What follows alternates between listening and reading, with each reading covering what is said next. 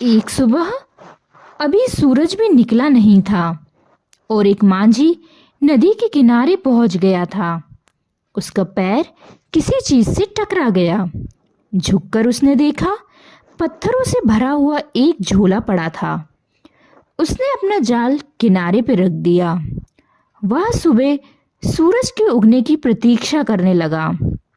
सूरज उग आए, वह अपना जाल फेंके और मछलियां पकड़े। वह जो झोला उसे पड़ा हुआ मिल गया था जिसमें पत्थर थे, वह एक एक पत्थर निकालकर शांत नदी में फेंकने लगा। सुबह के सन्नाटे में उन पत्थरों के गिरने की छपाक की आवाज सुनता, फिर दूसरा पत्थर फेंकता। धीरे धीरे सुबह का सूरज निकला, रोशनी हुई। तब तक उसने झोले के सारे पत्थर फेंक दिए थे। सिर्फ एक पत्थर उसके हाथ में रह गया था। सूरज की रोशनी में देखते ही जैसे उसके हृदय की धड़कन बंद हो गई, सांस रुक गई। उसने जिन्हें पत्थर समझकर फेंक दिया था वे हीरे जवाहरात थे, लेकिन अब तो अंतिम हाथ में बचा था टुकड़ा और वह पूरे झोले को फेंक चुका था। वह रोने लगा, चिल्लाने लगा। इतनी संपदा उसे मिल गई थी कि अनंत जन्मों के लिए काफी थी, लेकिन अंधेरे में अनजान, अपरिचित उसने उस सारी संपदा को पत्थर समझकर फेंक दिया था। लेकिन फिर भी वह मछुआ सौभाग्यशाली था, क्योंकि अंतिम पत्थर फेंकने के पहले सूरज निकल आया था और उसे दिखाई पड़ गया था कि उसके हाथ में हीरा है। साधारणतः सभी लोग इतने सौभाग्यशाली नहीं होते हैं। जिंदगी बीत जाती है, सूरज नहीं निकलता, सुबह नहीं होती, रोशनी नहीं आती और सारे जीवन के हीरे हम पत्थर समझकर फेंक चुके होते हैं। जीवन एक बड़ी संपदा है, लेकिन आदमी सिवाय उसे फेंकने और गंवाने के कुछ भी नहीं करता है। जीवन क्या है यह भी पता नहीं चल पाता और हम उसे फेंक देते हैं। जीवन में क्या छिपा था, कौन से राज, कौन सा रहस्य, कौन सा स्वर्ग, कौन सा आनंद, कौन सी मुक्ति, उस सब का कोई भी अनुभव नहीं हो पाता और हमारे जीवन हमारे हाथ से रिक्त हो जाता है। इन आने वाले 3 दिनों में जीवन की संपदा पर ये थोड़ी सी बातें मुझे कहनी है, लेकिन जो लोग जीवन की संपदा को पत्थर मानकर बैठ गए हैं वे कभी आंख खोलकर देख पाएंगे कि जिन्होंने पत्थर समझा है वे हीरे माणिक हैं। यह बहुत कठिन है। और जिन लोगों ने जीवन को पत्थर मारकर फेंकने में ही समय गवा दिया, अगर आज उनसे कोई कहने जाए कि जिन्हें तुम पत्थर समझकर फेंक रहे थे वह हीरे मोती भी थे, तो वे नाराज होंगे, क्रोध से भर जाएंगे। इसलिए नहीं कि जो बात कही गई वह गलत है, बल्कि इसलिए यह बात इस समय का स्मरण दिलाती है उन्होंने बहुत सी संपदा फेंक दी है। लेकिन चाहे हमने कितनी ही संपदा फेंक दी हो, अगर एक क्षण भी जीवन का शेष है तो फिर हम कुछ बचा सकते हैं और कुछ जान सकते हैं और कुछ पा सकते हैं। जीवन की खोज में कभी भी इतनी देर नहीं होती कि कोई आदमी निराश होने का कारण पाए, लेकिन हमने यह मान ही लिया है अंधेरे में, अज्ञान में, कि जीवन में कुछ भी नहीं है सिवाय पत्थरों के।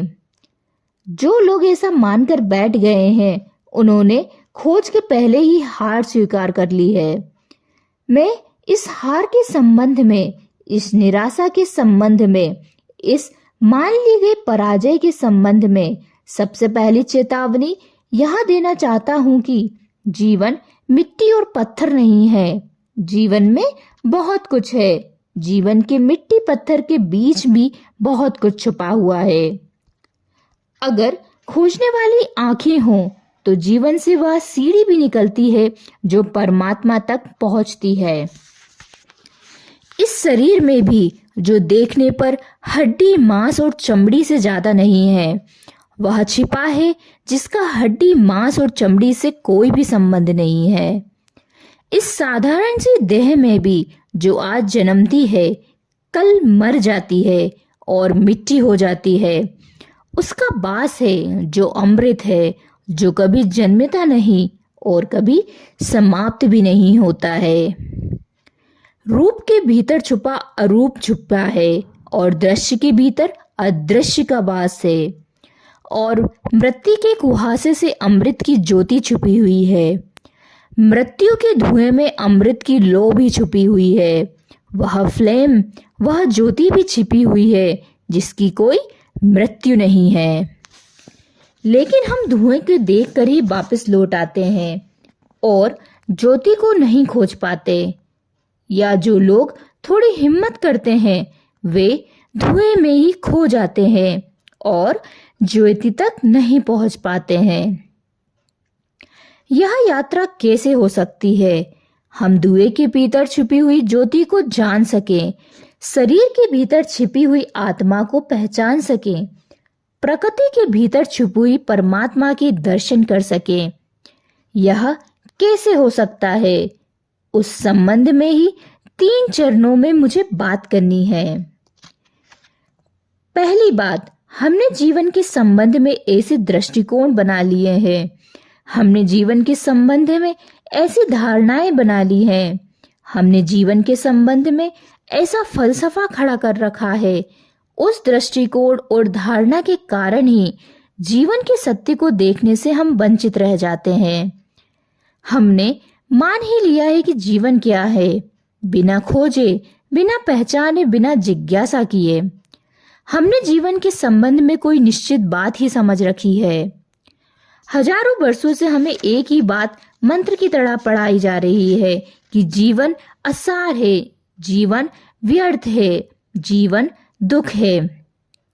सम्मोहन की तरह हमारे प्राणों पर यह मंत्र दोहराया गया है कि जीवन व्यर्थ है, जीवन आसार है, जीवन दुख है, जीवन छोड़ देने योग्य है।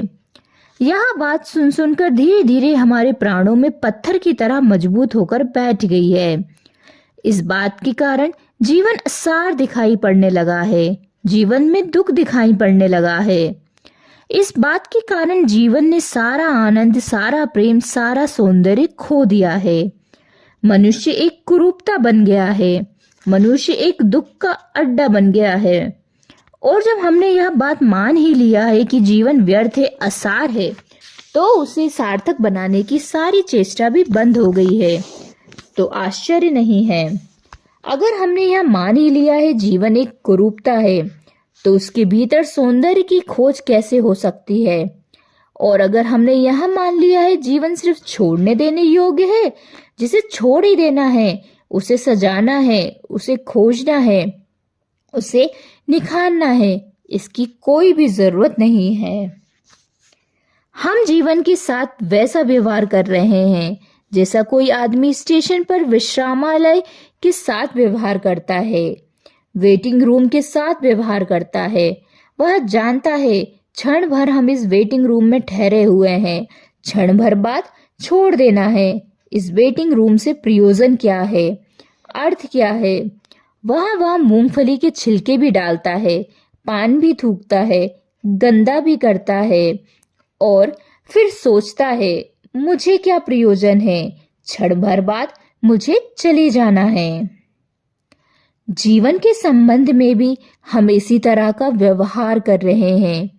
जहां से हमें क्षण भर बाद चले जाना है, वहां सुंदर और सत्य की खोज और निर्माण करने की जरूरत क्या है?